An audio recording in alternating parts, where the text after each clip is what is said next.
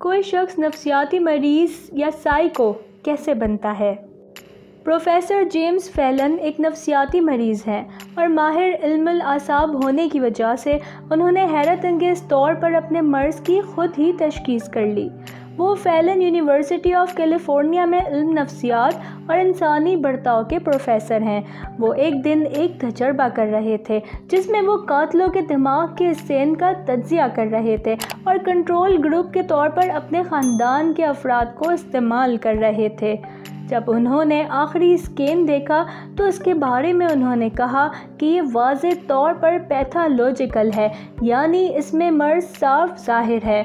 उन्होंने बीबीसी को बताया कि जब उन्होंने ये कहा तो जो टेक्नीशियन उनके पास स्कैन लेकर आए थे उन्हें घूरने लगे।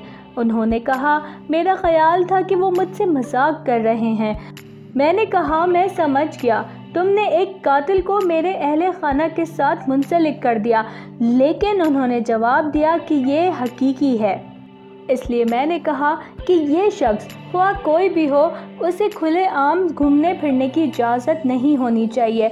शायद ये बेहद ख़तरनाक आदमी हैं। आज तक मैंने जितने केसेस देखे उनमें सबसे ज़्यादा इसके अंदर नफ्सियाती मर्ज़ का रुझान है।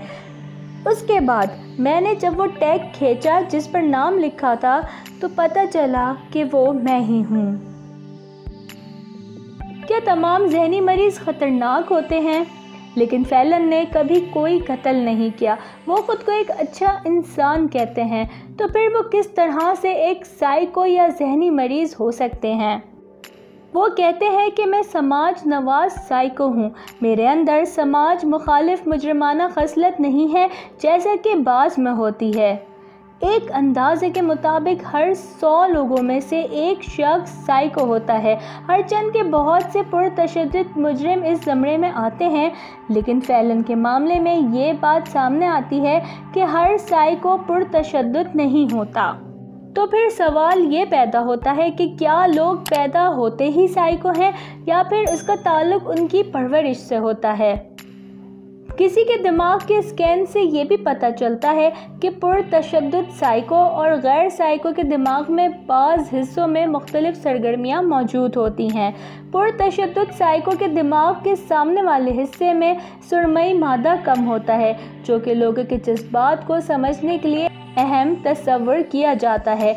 ये हिस्सा उस वक्त हरकत में आता है जब हम अखलाकियात पर सोचने लगते हैं। साइकोपैथ के दिमाग में लोज़ा का हिस्सा वाज़ेह तौर पर कम होता है और ये हिस्सा आम तौर पर खौफ के एहसास से जुड़ा होता है। अगर कम उम्री में इन फ़र्क या अख्तलाफ़ात को देखा जा सके तो उससे पता चल सकता है कि साइको होने की बुनियाद जिन्नियाती है। लेकिन अगर हम दिमाग को एक पट्टा तस्वर करें तो उसका मतलब ये है कि साइकोपैथ इस हिस्से को मश्क करवाने में नाकाम रहते हैं, जिससे उनमें निस्बतन कम सरगर्मी होती है और ये तरबियत या माहौल का नतीजा हो सकता है। फैलन के ख़ानदान की मिसाल ले लें। सन 2005 में दिमाग के स्कैन को उलट पलट कर पहली की तरह देखने के बाद ही फैलन के लिए चीज़ें तरतीब में आने लगीं। उन्होंने महसूस किया कि उनकी साइकोपैथ वाली खसलत उनसे नहीं शुरू हुई, बल्कि उनके ख़ानदान के शजरे में मुबैना तौर पर 7 कातिल मौजूद थे। फैलन को याद आया कि बहुत साल पहले उनकी वालिदा ने उन्हें एक किताब दी थी जो उनके परदादा लक्कड़ दादा के बारे में थी, जो कि 1670 की दहाई में थे और वो अमेरिका की 9 आबादियात में पहला केस थे जिन्होंने अपनी वालिदा का कत्ल किया था। और फैलन के शजरे में एक कज़न लेज़ी बोर्डन पर सन 1880 में अपने बाप और अपनी सौतेली माँ का कुल्हाड़ी से कत्ल करने का इल्ज़ाम था। वो इन इल्ज़ामात से मुतनाज़े तौर पर बरी हो गई थी, लेकिन इस जुर्म की हौलनाक धमक आज तक जिंदा है। फैलन कहते हैं कि वो देख सकते हैं कि बाज़ मामलों में किस तरह उनमें साइकोपैथ वाली खसलत आ गई है। मिसाल के तौर पर वो ये तस्लीम करते हैं कि वो अपने किसी रिश्तेदार के जनाजे को नज़रअंदाज कर सकते हैं। अगर उन्हें पता हो कि इस दिन कोई मज़ेदार पार्टी है तो वो कहते हैं कि उन्हें पता है ये अच्छी बात नहीं। बात तो ये है कि मैं जानता हूँ कि कोई चीज़ बुरी है, लेकिन फिर भी मैं उसकी परवाह नहीं करता। मुझे पता नहीं उसे कैसे क्या कहेंगे जब आप उस हालत में हों और आपका ख्याल हो कि वो दुरुस्त नहीं है। फिर मुझे उसकी ज़र्रा बराबर परवाह नहीं होती। तो फिर अगर फैलन के पास वैसा दिमाग है और कातिल का जेन भी है तो फिर वो वैसे क्यों नहीं है? इसका जवाब ये है कि जेन हरकत में आता है या नहीं, ये उस बात पर मुनहसर है कि आपके बचपन में क्या हुआ था। फैलन कहते हैं कि अगर आप में मुबैना तौर पर ज़्यादा ख़तरे वाले जेन हैं और वो आपके बचपन में आपका इस्तेमाल होता है तो फिर इस बात के ज़्यादा इम्कानात हैं कि आप जराइम वाली ज़िंदगी जिएंगे। जब बात इस बारे में की जाए कि क्या कोई ज़िंदगी में आगे जाके मुजरिमाना ज़िंदगी गुजारेगा तो कहा जा सकता है कि इस हालत में जेन की बहुत अहमियत है, लेकिन वो हर चीज़ नहीं है। जहाँ तक फैलन का ताल्लुक है तो उनका कहना है कि चीज़ों को गैर जज्बाती तौर पर देखने और जज्बात की रोह में ना बहने का भी अपना एक मस्बत पहलू है।